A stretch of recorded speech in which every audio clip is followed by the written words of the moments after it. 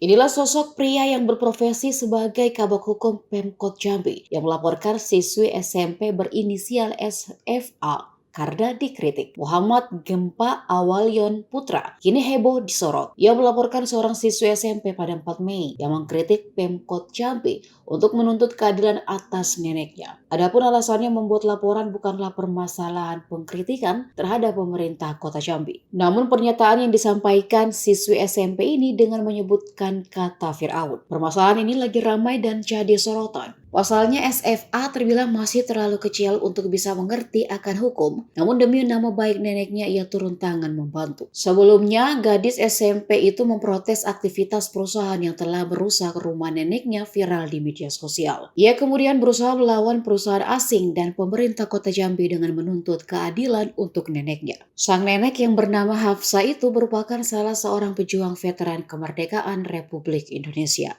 Ya, yang kami laporkan bukan karena dia mengkritik, tapi yang kami laporkan adalah video dia yang tertanggal 3 Mei dengan judul klarifikasi surat dari Kerajaan Firaun Kota Jambi. Nah, ada dua bahasa di sini yang kami rasa ini termasuk sara ya, karena kami dibilang bahwa di sini dijelaskan surat dari Kerajaan Firaun Pemkot Jambi. Nah, itu pada detik 00 sampai detik 05. Kemudian di detik selanjutnya dia menyampaikan bahwa Pemkot Jambi isinya iblis semua. Itu ada di menit 1:56 sampai menit 02. Nah, jadi kita melaporkannya bukan karena kritik yang diberikannya.